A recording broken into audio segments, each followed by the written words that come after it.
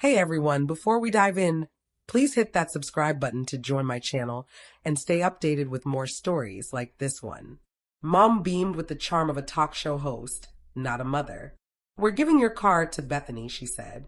My sister chuckled lightly. "Chill, it's just a car." My veil stayed still, but my stomach churned. "I'm Melissa, set to marry Daniel in half an hour. The Mercedes is legally mine, title in my name." Mom had already phoned Daniel's mother, preaching about sharing. She didn't request, she dictated. Bethany's nails sparkled like a trophy. "Pick it up tomorrow at 10, she chirped. My wedding gown suddenly felt like a prop. The aisle loomed ahead, and so did a boundary I'd need to draw. Have you dealt with this at your wedding? Drop your thoughts in the comments. I stepped toward my vows, bracing for the first no I'd ever spoken. I learned young that love in our family came with scales and measures. Part 2. The price of being the reliable one. Bethany always got the bigger bedroom, the looser curfew. I got your dependable and a 10 p.m. bedtime. Her prom dress glittered like a ballroom chandelier. Mine was a clearance find from Target.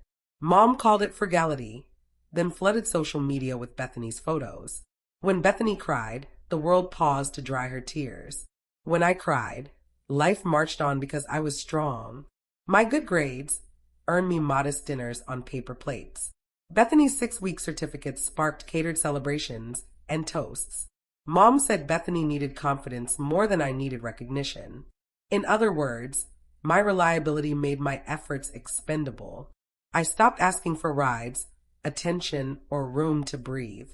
I shrank so Bethany could stand in the spotlight. College didn't change it. It just buried the pattern under my grind. I worked nights, studied days, and sent cash home. Bethany's emergency phone bills drained my credit. Mom called it family loyalty. I called it silence, because fighting costs more than complying. When law school acceptance letters came, Mom clapped politely, cautious not to overshadow Bethany.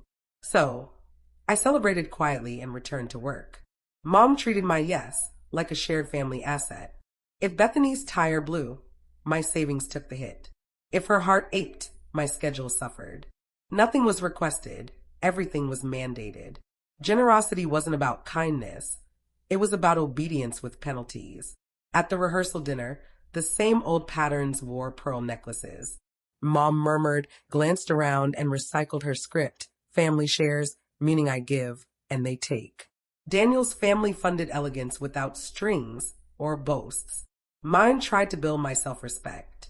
I should have felt light, but I tallied losses instead. A lifetime of stay small pressed against my dress's seams. The aisle stretched straight, but Catherine, Daniel's mother, already saw the game. Part 3. The calm before the stand. The garden shimmered like sunlight trapped in glass under white canopies.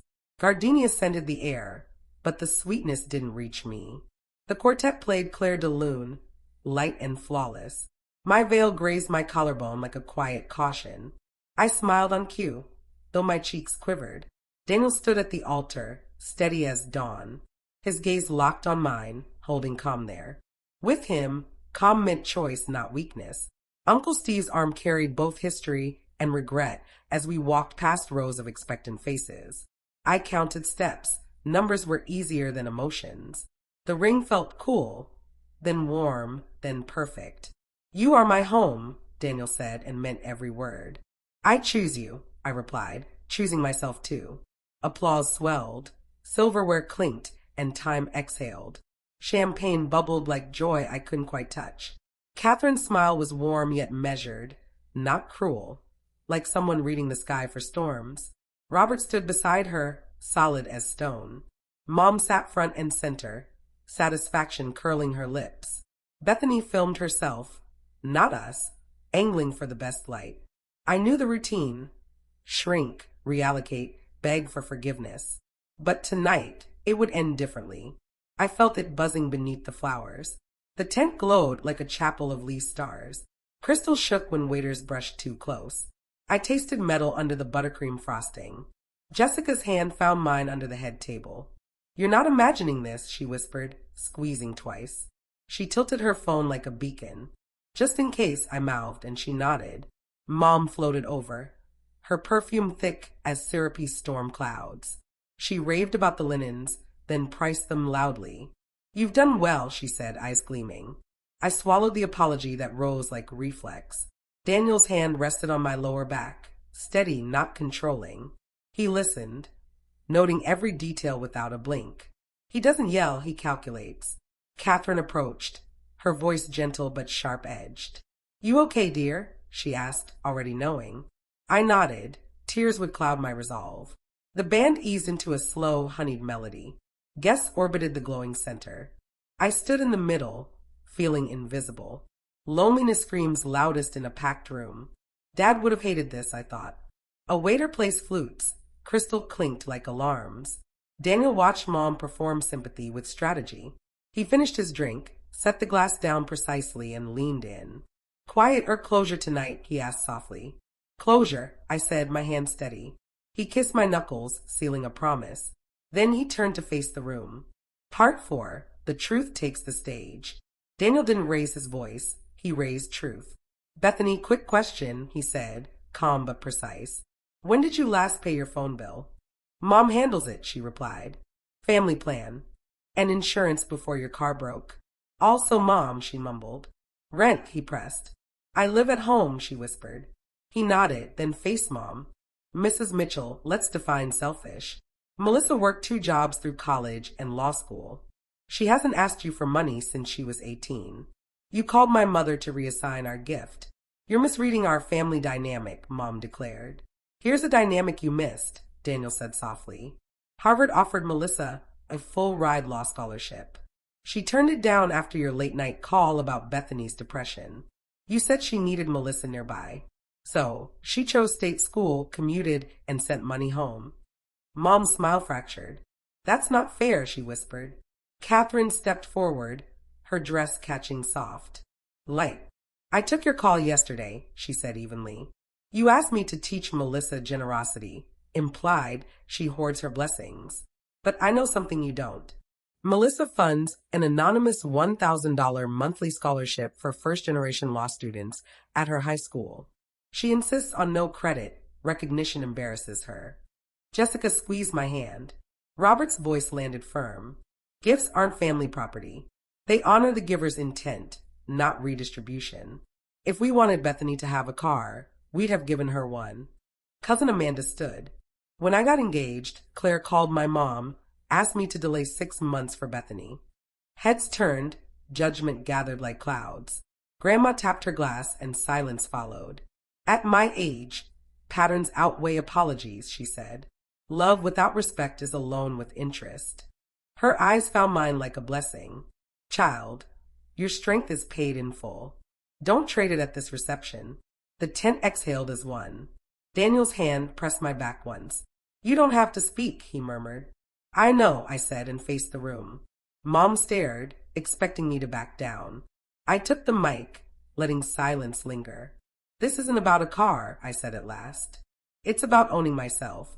For years, you reassigned my yes, like it was yours. You called it family. I called it erasure. Tonight, my answer is no. The car stays mine. The boundary stands. Push it again and consequences won't be quiet. They'll speak with witnesses." I handed the mic to Daniel. "Discussion closed," he said, calm and final. Mom looked down. Bethany found no allies. They stood under lights that no longer flattered. Grandma raised her glass. Others joined. I exhaled fully for the first time that night. They handed me the mic, and I chose my voice. Part 5, the line and its weight. The music faded until the room felt light. Daniel faced Mom, unyielding.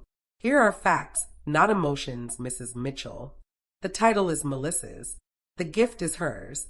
Any transfer without her consent is theft. You involve my mother, that stops now." He turned to Bethany, then back to me. "Bethany, you're not Melissa's duty. You're her sister, not her burden. Need help? Start with honesty and accountability." Robert stepped forward like a witness under oath. "Our counsel is ready if boundaries are crossed again." Catherine's voice stayed soft, but the room leaned in. "Melissa's property won't be redistributed by guilt. Push further and you'll leave this venue." Mom scanned for allies and found none. "This is humiliating," she whispered to the air. Uncle Steve exhaled years of silence. Claire, you've taken enough from her. Stop measuring her worth against Bethany's struggles. Bethany's mascara fractured like thin ice. I just needed help, she said, smaller. You needed consequences, Emily replied coolly. Help without growth is just enabling. Mom turned to me one last act. Melissa, think of family, she said softly. Think of how this looks. I thought of long commutes, late shifts, wired funds. I thought of Dad saying, choose yourself. I faced the room, not her plea. Here's my line, I said steadily. The car stays mine, no keys, no copies, no favors, no debate. Contact my in-laws again and you'll meet lawyers. Further harassment turns formal, not familial. Daniel spoke quietly, and the room leaned closer. Tomorrow, you'll get written notice outlining consequences for interference or defamation. This is your last informal warning. Catherine nodded once. Robert's tension eased. Mom opened her mouth, then closed it. The audience had shifted. The performance was done. She took Bethany's wrist and tugged twice. Managers stood nearby, radios silent but ready. Security watched hands, not words. The venue coordinator nodded at Daniel's signal. Consequences outweighed gestures. Grandma raised her glass like a judge's gavel. To the bride, she said, and her boundaries. Applause rose, then faded. Daniel didn't gloat. He stood beside me. Not before me, not instead of me. I turned to Mom and Bethany. Leave if you need to, I said evenly. The boundary doesn't move. If change is possible, ask respectfully, later, not tonight, not during vows. Mom glanced at the exit, fragile and blinking. She led Bethany past the managers in silence. Guests parted like a sea that no longer carried them. The floor felt solid. The world did too. Tomorrow, papers would speak. Tonight, the room understood. Part 6, The Peace That Endures. Our flight left before sunrise. First class was hushed. Bora Bora greeted us with water clear as grace. We slept, swam, and let our guards down. No drama on the honeymoon, Daniel said, and meant it. On day 4, Bethany posted about fake people. I closed the app. Daniel kissed my temple. Her story isn't your assignment anymore. For once, I believed it. We donated the original Mercedes right away. The shelter sent photos of families driving to safety. Daniel handed me keys to a silver twin, titled in both our names, with a note. No transfers without consent. It felt extravagant and just right for my peace. Back home, Mom waited in my office lobby. Talk privately, she pleaded, eyes darting for witnesses. We'll speak here. I said, professional, public. You tried to take my gift at my wedding. Consequences were boundaries now. Weeks later, she showed up at our door unannounced. Daniel stood firm. Melissa's not available, and she's not your ATM. His voice stayed even. The boundary held the weight. Months later, a handwritten letter from Bethany arrived. No demands, no excuses, just accountability and therapy. I didn't rush to forgive. I replied with terms, try again slowly, respectfully. Mom sent a card, missing you. I kept the distance and the card. On our anniversary, we returned to the garden. Roses glowed in the evening. Vows hummed in the breeze. We made the simplest promise, no favorites, ever. Us first, always. Sometimes I pass their old lunch spot. I don't feel chased anymore, just history. I breathe, check my mirrors, and drive on. If you're at this crossroad, I'm with you. Choose the boundary that lets you breathe. Share what you'd keep and why in the comments. It was never about the car.